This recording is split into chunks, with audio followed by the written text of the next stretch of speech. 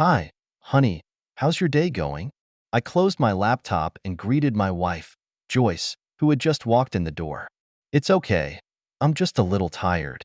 She took off her jacket and sat down next to me. She took off her jacket, sat down beside me, and turned her face to plant a kiss on my cheek.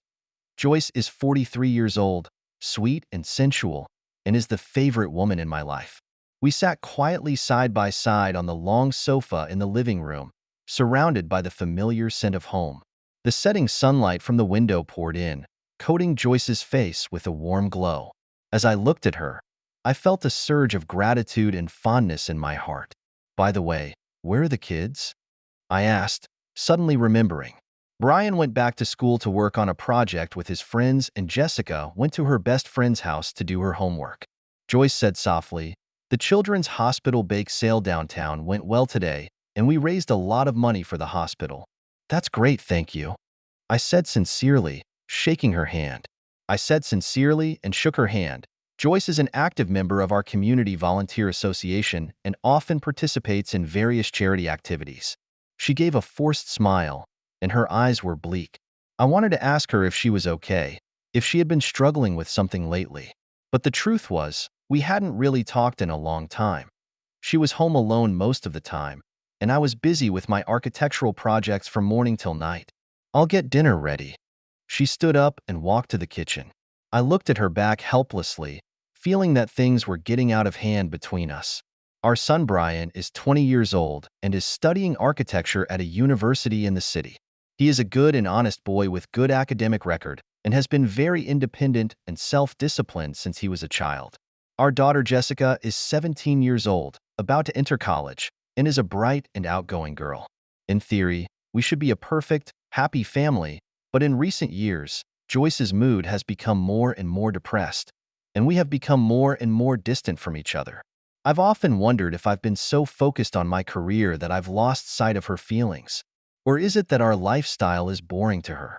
But when I tried to ask or comfort her, she always looked like she was barely smiling and avoided talking about it. I sometimes wondered if she had another problem that she just didn't want to share with me. This is how we fell deeper and deeper and eventually became strangers. Just as I was lost in thought, Brian walked into the living room.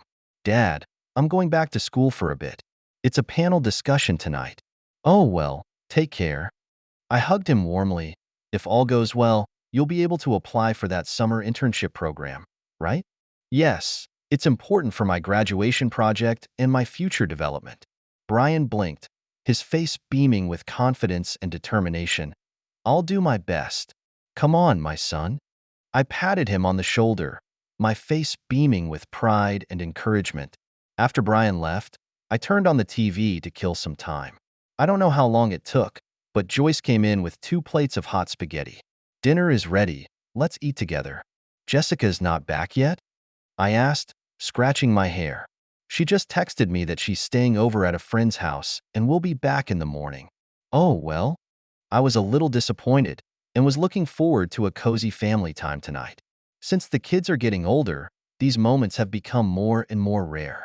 We ate our dinner in silence as the news played monotonously on the TV. I occasionally glanced at Joyce, who was chewing her food slowly and methodically, her eyes glazed over, seemingly distracted. I managed to work up the courage to ask her if she was doing well, but I swallowed the question with determination. And so, our dinner ended in silence. A week later on Saturday morning, I woke up early as usual and started to prepare a hearty weekend breakfast for the family. Joyce was not at home, probably doing her volunteer work at the Children's Hospital again. I was silently working in the kitchen, my mind a little low. Recently, Joyce's mood had been very dull, and our conversations had become less and less frequent. I often wondered in the quiet of the night whether it was my busy schedule that made her feel lonely and isolated. Or is it because of our self-contained lifestyle that she feels empty and uninterested? "Good morning, Dad." Brian came into the kitchen. He was 20 years old and studying architecture at the city university. "Good morning, Brian." I hugged him warmly. "Ready to read at the library?" "Yes, we have an important project discussion meeting in our group today." Brian winked, his face beaming with confidence. "If this discussion goes well, I'll be able to apply for that coveted summer internship program." Bravo, my son. I patted him happily on the shoulder. Anyway, you're already a good boy who makes me proud. Go for it. After Brian left, I continued to work in the kitchen. The sausage and muffins in the oven smelled appetizing, so I put them on a plate, cut up some fruit, and made coffee and milk. Just then, Jessica walked in with her bag of books. She is 17 years old, about to enter college, and is a lively and cheerful girl. Good morning, Daddy. She gave me a kiss on the cheek. Good morning, baby. I smiled and hugged her. Did you sleep well at your friend's house last night? Good, good. Jessica responded, sitting cross-legged at the table and watching me place breakfast on the table one by one. Mom will be home soon, and we can have a nice weekend family breakfast together, I said, pleased with myself. However, time passed by, and Joyce still didn't show any sign of coming home. I called her cell phone several times with anxiety, but there was no answer. After waiting for more than half an hour, Jessica and I started to eat breakfast. Suddenly, there was the sound of a key in the doorway and Joyce's tired figure appeared. Without a word, she walked quickly into the bedroom with a grim face and closed the door. Surprised, I followed her and knocked on the door to see if she was all right. All I heard was her gruff rebuke. Get away from me. Leave me alone. I was taken aback by her reaction and was completely at a loss for words.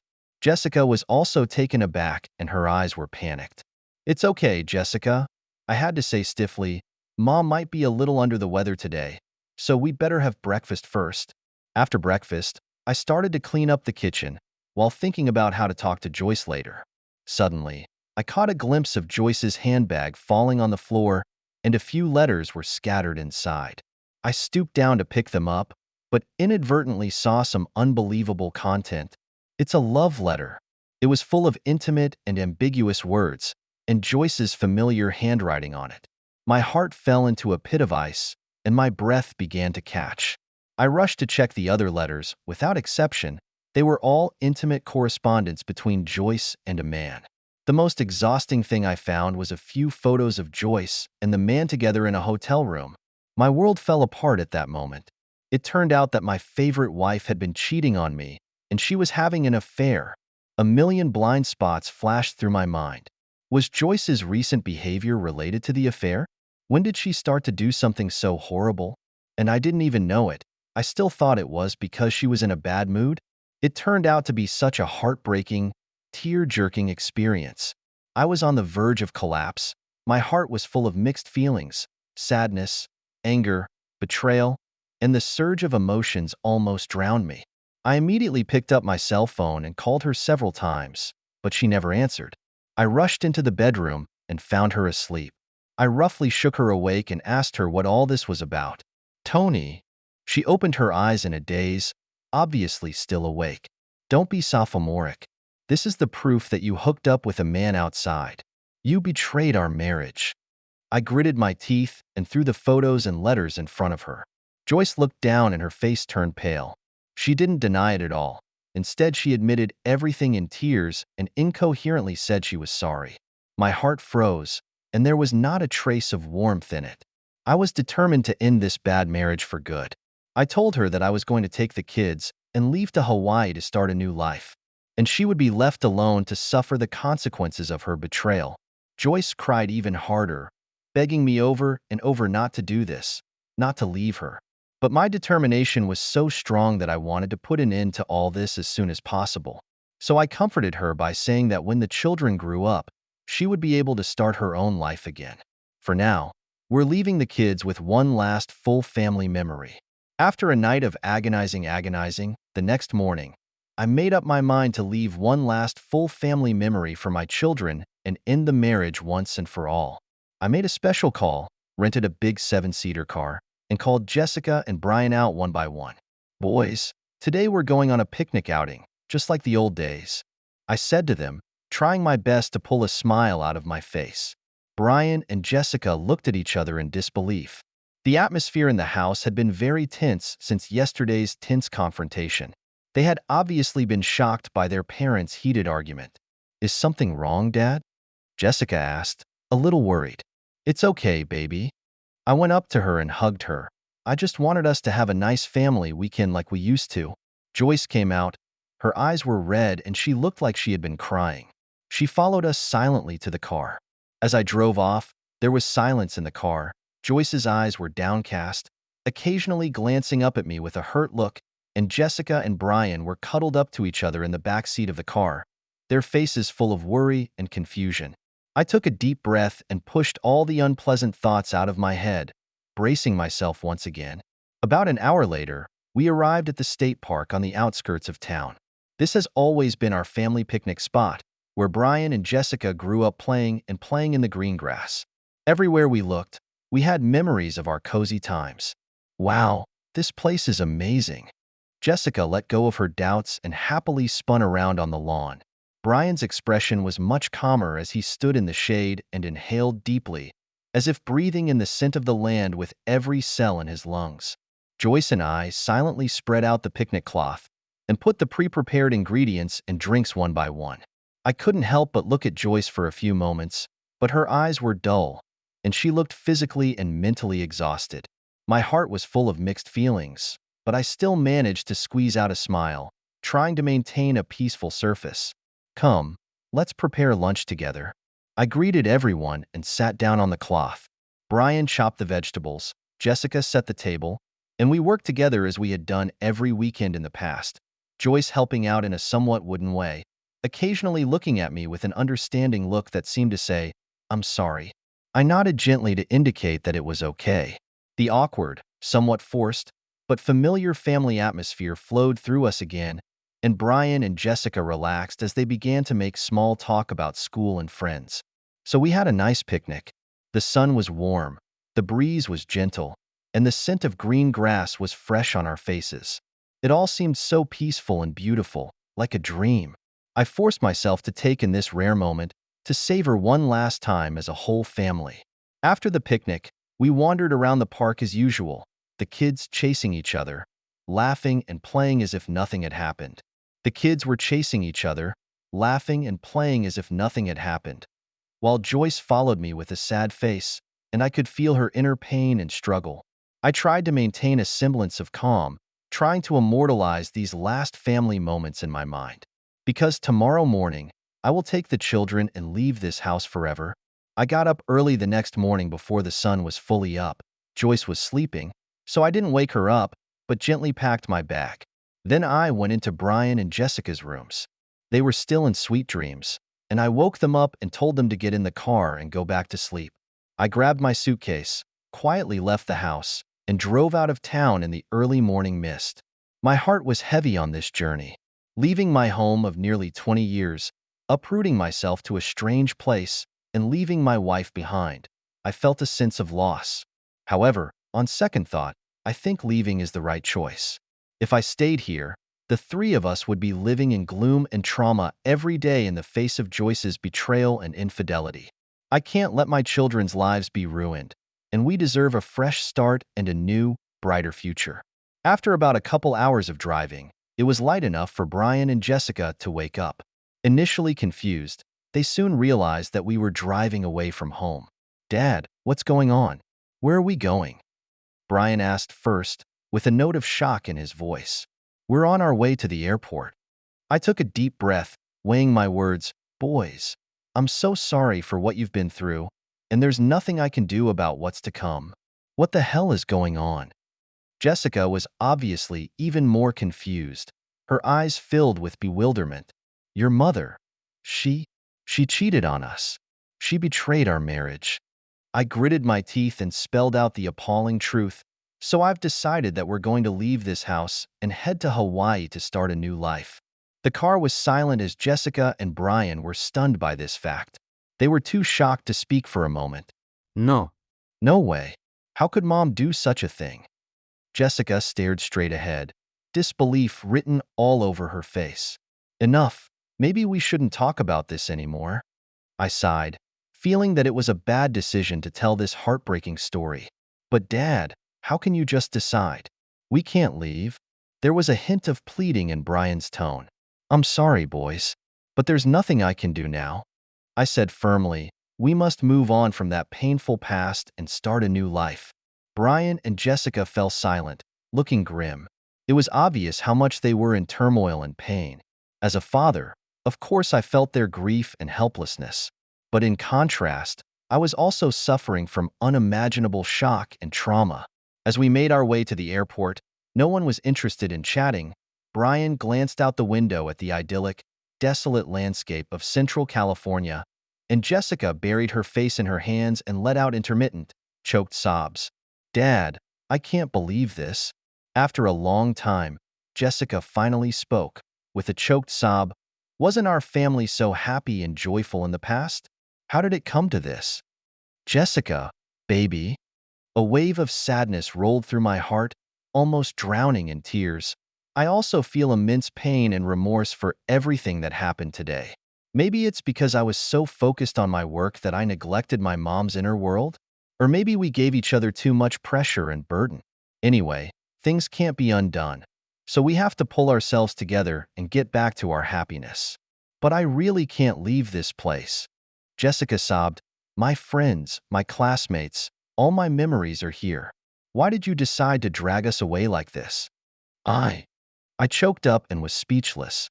As a father, I couldn't imagine subjecting my children to such trauma and shock. Finally, we arrived at the airport with a sense of solemnity. After storing our luggage, we boarded our flight to Hawaii. Neither Brian nor Jessica said another word on the long flight. The three of us snuggled up to each other and wept silently. The pain and remorse I felt in my heart was beyond words. Meanwhile, early in the morning after we left, Joyce finally awoke from her deep sleep. She realized in a daze that the room was empty and that the kids and I were gone. She was skeptical at first, thinking we were just out shopping or walking. But soon she found the letter and the divorce papers I had left on the living room table. "Dear Joyce, by the time you read this, the children and I will have left the house. Yes, as you might expect, I have chosen to end the marriage. I had originally planned to wait until a future date when Brian and Jessica were independent enough for us to deal with this matter privately. But what you're doing is just too hurtful, and I can't stand it any longer, so I'm just going to have to end it. I apologize to you for the love we had for each other, and I apologize to the children for the trauma our decision will cause them.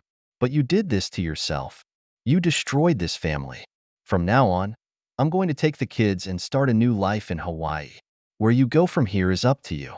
I'll take care of the kids, and you can do whatever you want with our property. Our destiny will be broken today, and our lives will never cross again. I hope that in the future, you can devote yourself to a new life and not become a dark, unhappy woman. I wish you a bright future. Tony." After Joyce read the letter, she almost collapsed. She cried, kicked, and tore her heart out. She never imagined that things would come to such a pass, and she regretted and hated her own impulsiveness and obsession. But now it was too late. The children and I had really left her, and the family no longer existed. She wanted to call me immediately to explain and apologize to them. But when she picked up her cell phone, her number had been blacked out. Joyce fell into a deep state of despair and self-loathing, and she lost the courage to live. She cried and hissed, cursing herself, the man who had seduced her, and everything else in the world. Thus, Joyce was left alone in the house, like a madwoman who had been abandoned. She cried all day and night, refused to eat, and was rapidly depleting both physically and mentally. After a few days, her friends started calling and visiting, but Joyce refused to see anyone. She just cried and drove them away. Soon, rumors spread in her community that Joyce was divorced and that she was the one who had a wife. Friends who had been so kind to her now shunned and ridiculed her. Joyce realized that she had become a scorned marital scum in the town. Her reputation and character have been destroyed by her own hand. To add to her devastation, even Brian and Jessica chose to break with her. Despite Tony's reassurances that they would be able to mend their relationship with her when the children grew up, they both told her that they never wanted to see her as a hurtful mother again. Joyce fell deeper and deeper into the abyss of despair. She began to go to church frequently to seek God's forgiveness. But every time she knelt down in front of the shrine, Tony's sad but determined eyes appeared in her mind, and she could not go on. Later, she began to do some volunteer work in an attempt to atone for her sins. But whenever she helped others, she would hear people behind her whispering with disdain, Joyce became increasingly paranoid and withdrawn. She began to alienate all her friends and family and spent her days at home alone, living in isolation. Her mind is sinking deeper and deeper, and she sees no hope for a new beginning. After leaving that town, I took Brian and Jessica and rented a small apartment in Hawaii to start our new life. The first few months were quite difficult for all three of us. During the day, I worked hard, trying to replace our broken little family with a brand new living environment. At night, I often lost sleep until the wee hours of the morning, and my thoughts were all over the place. And Brian and Jessica's situation is even worse. They are totally caught up in nostalgia and longing for their past lives. Jessica, who used to be lively and outgoing, has become more and more reticent. She often hides alone in her room, desperately trying to suppress her inner crying. Sometimes when I passed by, I could hear her sobbing through the door. Every time I saw this, my heart felt like it was being strangled alive, and I was in agony. Brian reacted differently and began to devote himself feverishly to his studies and work, forgetting to eat and sleep. He applies for an internship and spends his days in the office from early morning to late at night, as if trying to numb his pain and guilt with his work.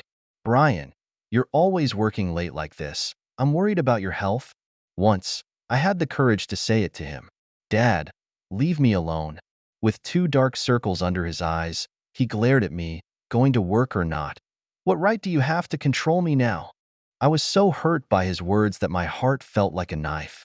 Yes, the pain I had caused them was so deep that I had lost my qualifications and rights as a father. The days passed in pain and remorse. Sometimes Brian and Jessica would come home in the late afternoon and the three of them would look at each other, none of them willing to break the silence. All I could do was turn on the TV or do something else to distract myself. As the three of us drifted apart, Brian hated coming back to the house, renting rooms and lodging and rarely coming home on weekends, and Jessica, while still living with me in this small apartment, shut herself off from me and couldn't do anything about it. To be honest, I can't say anything about it, because I found that I am also getting used to this kind of silence and detachment. It was as if the three of us had long since abandoned each other on a spiritual level, but only formally still barely maintained the existence of this family. I began to think about life after divorce and began to look at the past and future of our family. Were we ever happy in the past? Or were we destined to fall apart from the start? And when did Joyce become obsessed and afraid of life? And why did I turn a blind eye and allow our relationship to drift apart? Should I give Joyce a chance to reconnect honestly? Or is it possible that she has no regrets at all and continues to indulge in the affair? Thinking about this, I began to doubt my own decision is too hasty and heartless. But soon, I also thought of those intimate photos and love letters. Joyce's behavior is really too hurtful. I was in a state of endless distress and agony, like a thief in my mind. What should I do about her betrayal? How can I heal this never-ending trauma in my heart? Until one day, Jessica suddenly appeared in front of me with a stack of photos.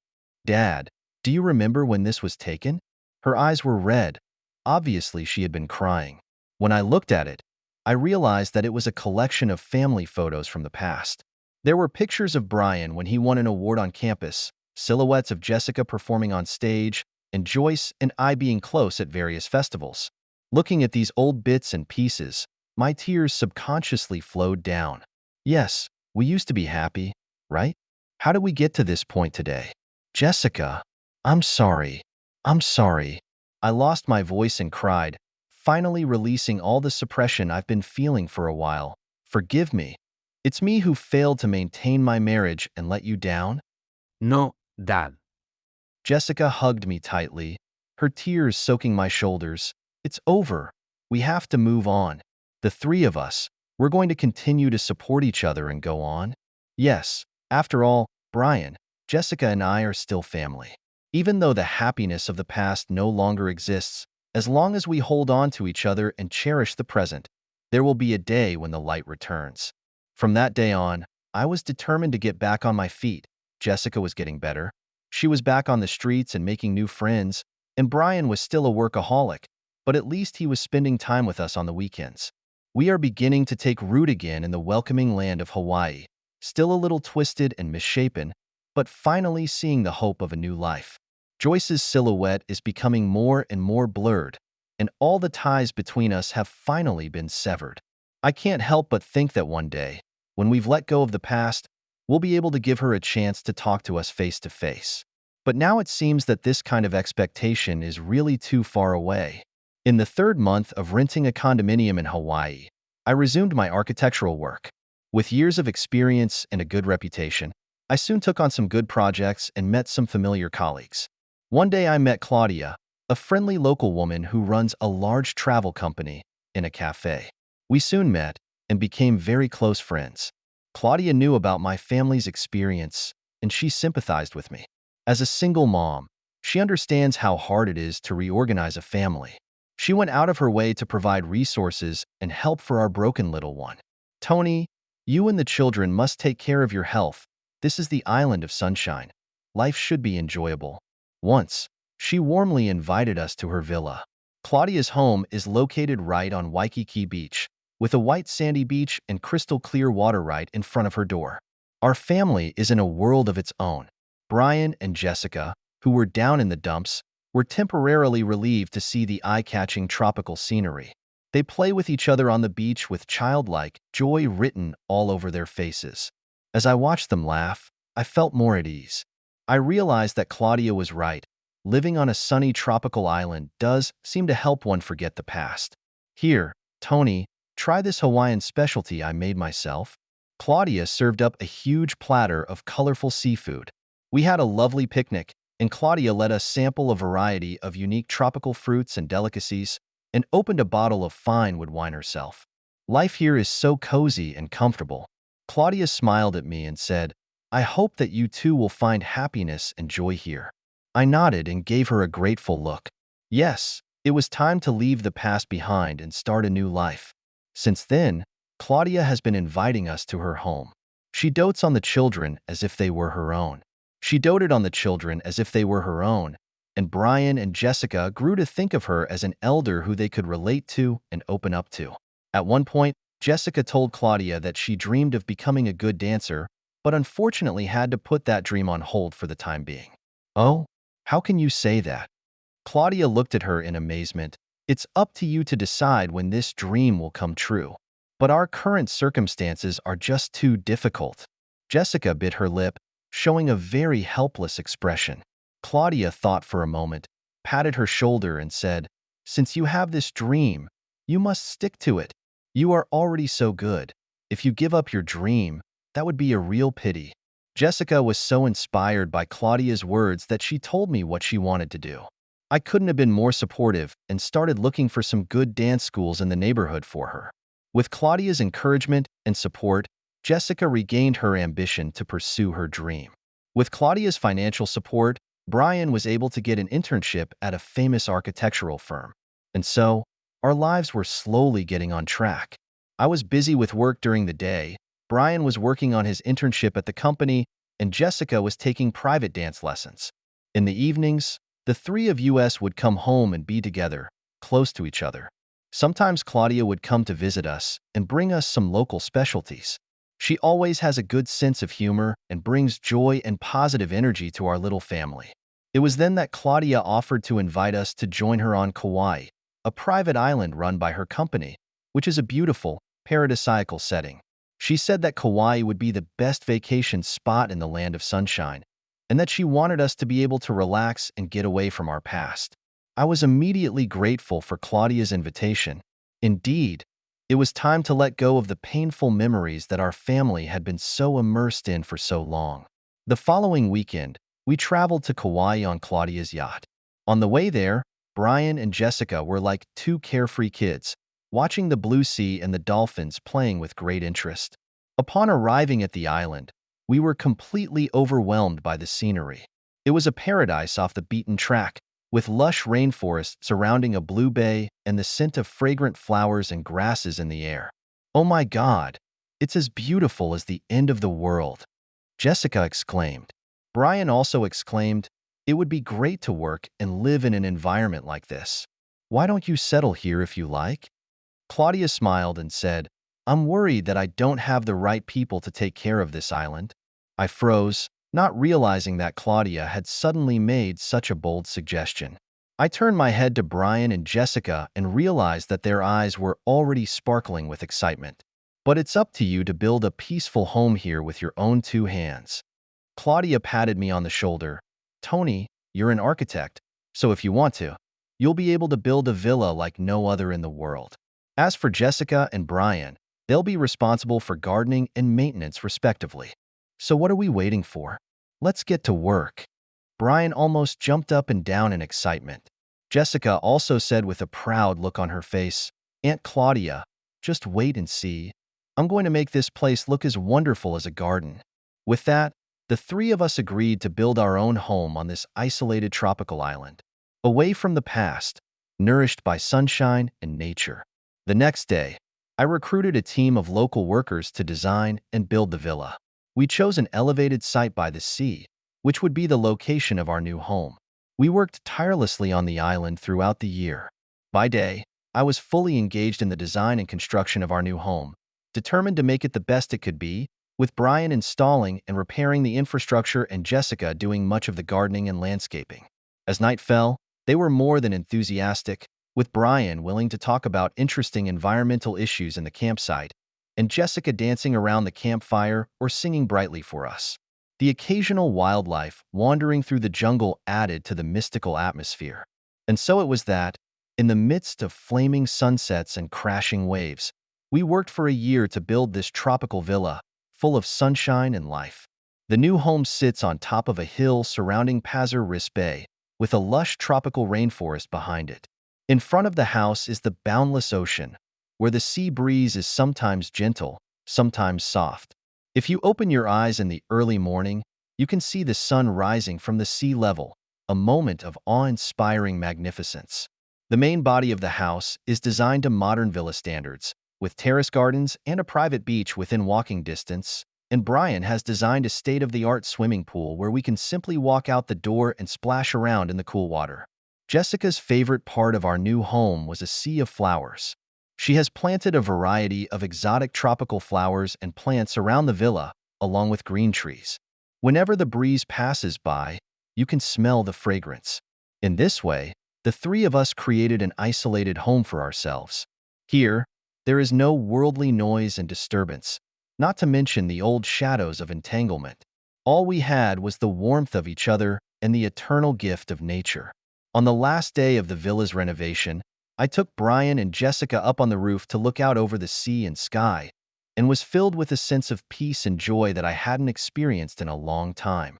Well, boys, our new home is going to be here. I hugged them tightly, tears streaming down my face. No matter what has happened, from now on, we will truly embrace new life here. While we were starting our new lives in Kauai, Joyce was spending the darkest years of her life alone in her small town. In the first few months after her divorce, Joyce was in a state of complete despair. She cried all day and night, binge drinking, and even once had thoughts of suicide. Her heart was completely twisted and numb as she watched her once warm and beautiful home fall into disrepair. Until one day, she receives an unexpected visitor, the man who once seduced her. Joyce, I heard about you. It's so sad. The man wore a false sympathy, but his tone was full of mockery. It seems that our little game has played your life out. You, what do you want? Joyce asked, shivering. She was now getting chills at the sight of this familiar face. Well, I'm here to see how our little wretch is doing, of course. The man sat down recklessly on the sofa, picked up the bottle and played with it.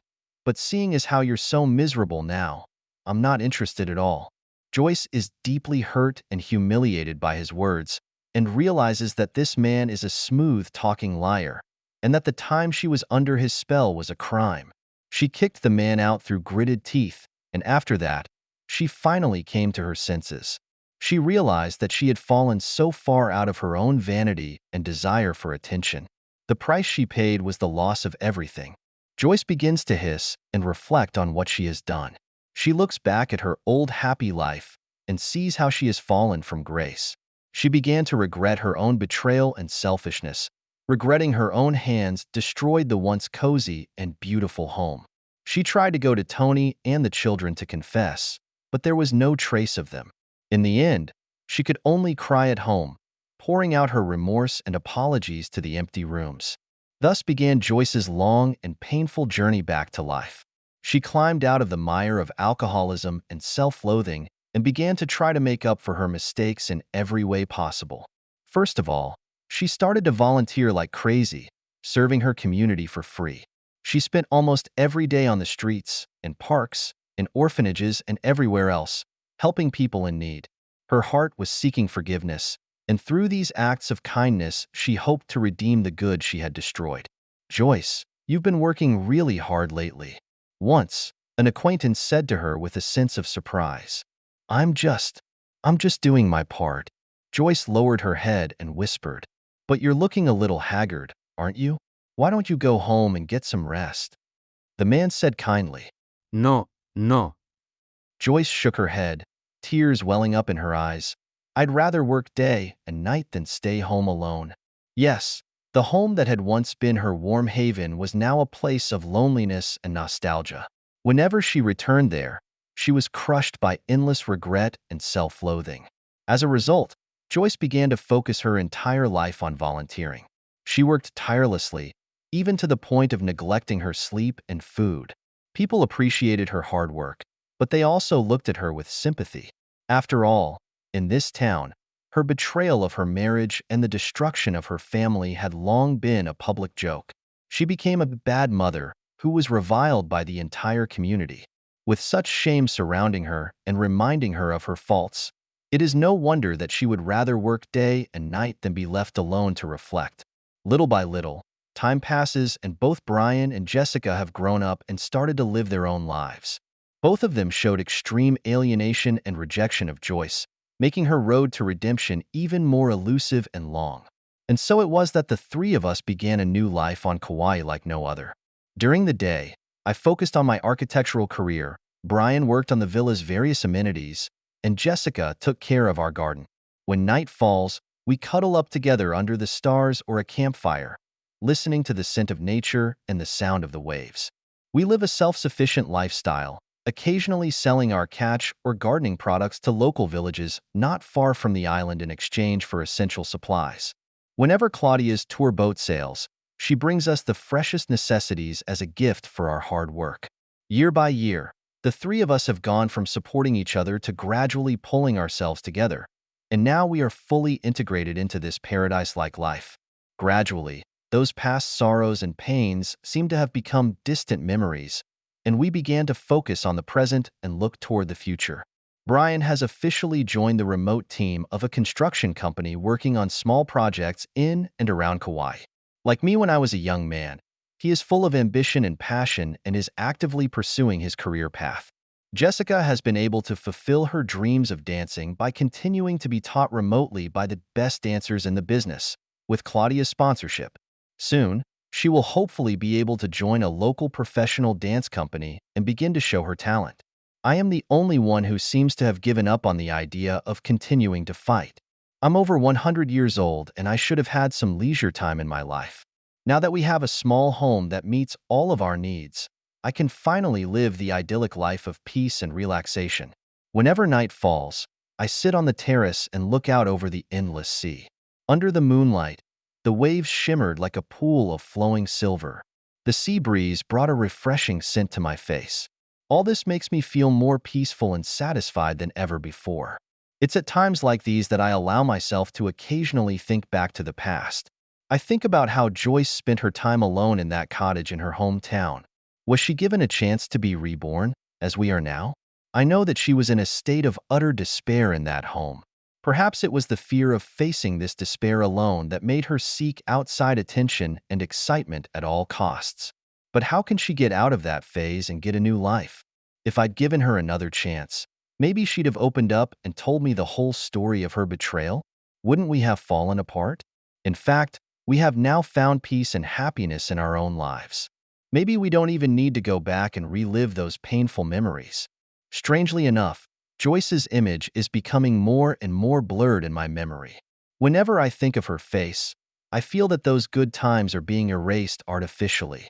It seemed to be some kind of self-preservation instinct that was causing me to sever the last few ties I had to my past life. I had to admit that the betrayal of my marriage had traumatized me so much that I was trying desperately to forget the Joyce I had been. Dad, what are you staring at? Jessica came over at this time. She was wearing a long red dress, especially proud in the moonlight. Oh, nothing. I smiled back at her. I was just thinking, maybe we're just destined for this lifestyle now? Yeah, well, luckily we're completely free from that pain. Jessica sat down next to me and leaned on my shoulder. This is our new home, and we're going to live here happily ever after. I nodded, my heart warming. Yes, let the past go with the wind. From now on, we will leave our footprints on this sunny land and write a new chapter. Just then, in the distance, Brian calls out in a loud voice. It turned out that he was working with Claudia on a new road around the island. The three of us just looked at each other, smiled, dropped what we were doing and headed in his direction. The rising sun reflected on the sparkling sea, enveloping us in a warm glow. I felt my heart slowly blossom under the nourishment of the sun, and a new vitality flowed through our family. Come on, boys, let's go. I shouted, a brand new day, a brand new life, is about to begin here. Brian and Jessica cheered with joy, and the three of them walked hand in hand down that new road to the future. That's how I finally finished this long story. This story chronicles our family's journey from happiness to falling apart to regaining the light of day. In fact, by the end of this article, I realized that I seldom thought of Joyce anymore. She just faded out of our lives as if she had never been among us. Perhaps this is the best gift that time gives us. It allows the pain and wounds to fade away, so that we can embrace the new life. Even now, when I look back, I no longer have that kind of pain that pierced my bones. That woman may never know how much she has traumatized our family. But as she said, as long as we keep moving forward and keep our spirits up, we will one day be able to get out of the darkness completely and embark on a new journey. So let's just embrace the light and hope with all our hearts. Let the pain and betrayal of the past pass into the wind, leaving only warmth and strength to light our way. Thank you for taking the time to listen to today's story. If you enjoyed it, please like and subscribe if you haven't already. If you have a story to share about your own or someone else's experience, please feel free to contact me. Take care.